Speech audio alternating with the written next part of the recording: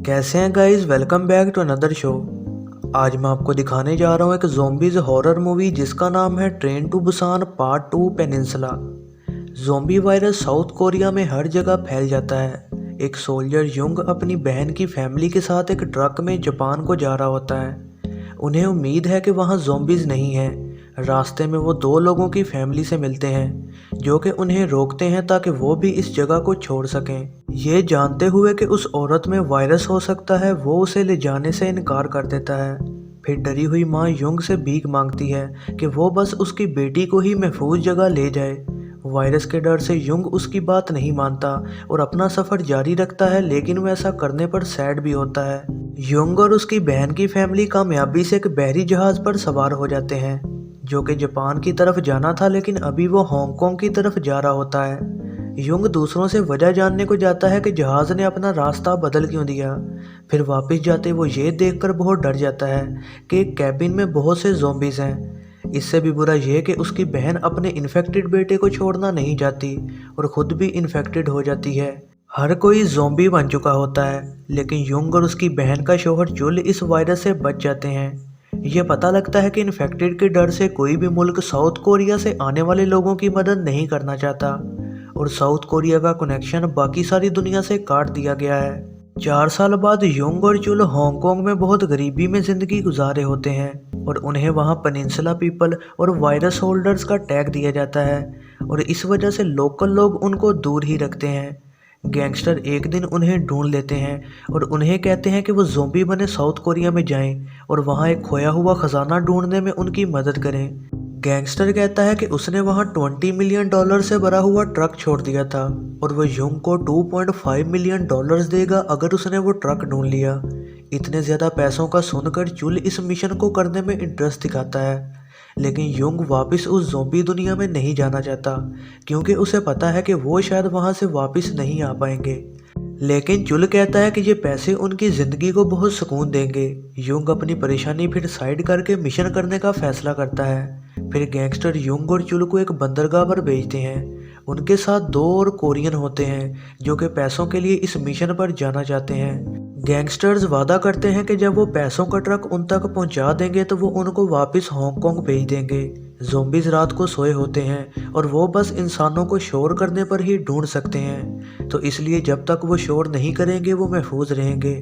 फिर वो आहिस्ता आहिस्ता इस तबाह हुए शहर से गुजरते हैं। वो बस तबाह हुई बिल्डिंग्स ही देखते हैं जो कि ज़ॉम्बी से भरी हुई हैं। जल्दी टीम को एक पुरानी गाड़ी मिलती है और वो शहर में ट्रक को ढूंढने का सफ़र शुरू करते हैं। फिर कुछ देर बाद ही वो पैसों से भरा ट्रक ढूंढ लेते हैं, लेकिन गलती से ट्रक स्टार्ट करते एक आदमी उसका हॉर्न बजा देता है। फिर आवाज़ सुनकर हज़ारों ज़ॉम्बीज़ उस तरफ आना शुरू हो जाते हैं। टीम ज़ॉम्बी से बचकर भाग जाती है और अपने अमीर होने के ख्वाबों का सोचने लग जाती है, लेकिन तभी बहुत से आग के गोले कहीं से आ जाते हैं जिसकी वजह से वहां रोशनी हो जाती है और इस तरह से ज़ॉम्बीज़ आसानी से अब हमला कर सकते हैं। फिर भागते हुए ट्रक टकरा जाता है और उसे रुकना पड़ता है।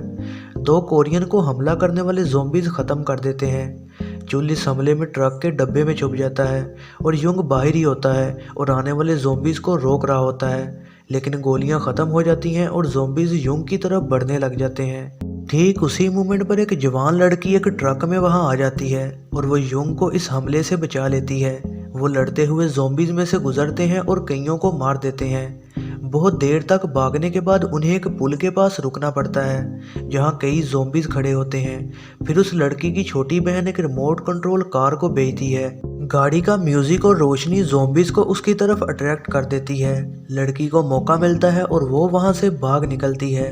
युंग इस तेज गाड़ी के सफर में बेहोश हो चुका होता है और वो एक अजीब जगह पर जागता है जहां लड़की और उसकी फैमिली छुपी होती है। युंग ये देखकर सरप्राइज हो जाता है कि उसकी मदद उसी माँ और बेटी ने की है जिन्होंने 4 साल पहले उससे मदद मांगी थी।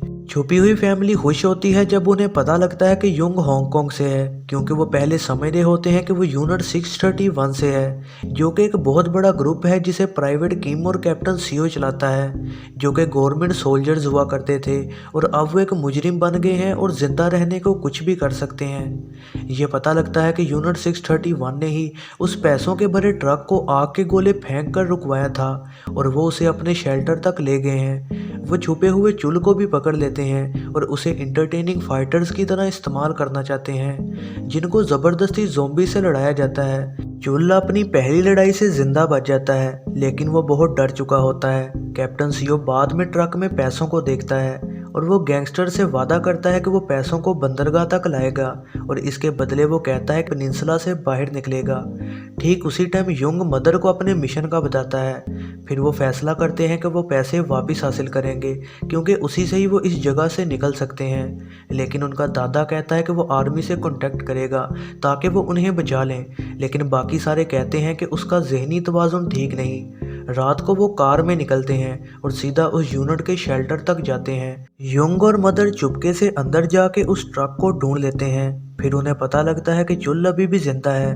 वो उसे बचाने का फैसला करते हैं। युंग उस लड़ाई वाली जगह पर पहुंचता है और वो गेट को उड़ा देता है, जिससे चुल और उसके साथ सारे ज़ॉम्बीज़ भी आज़ाद हो जाते हैं। दोनों को फिर अपनी ज़िंदगी बचाने को ज़ॉम्बीज़ और आने वाले सोल्जर्स से बचना पड़ता है। इस लड़ाई में युंग को बचाते हुए चुल को गोली लग जाती है। फिर प्राइवेट किम युंग पर गन तानता है ताकि उसे मार सके। मदर तभी पैसों के ट्रक को वहां लाती है और युंग को बचा लेती है। वो ज़ॉम्बीज़ में से जाते हुए उस शेल्टर से बाहर निकल जाते हैं। यूनिट के कई सोल्जर्स प्राइवेट किम के साथ उनका पीछा करते हैं और वो ट्रक के पीछे पीछे ही होते हैं।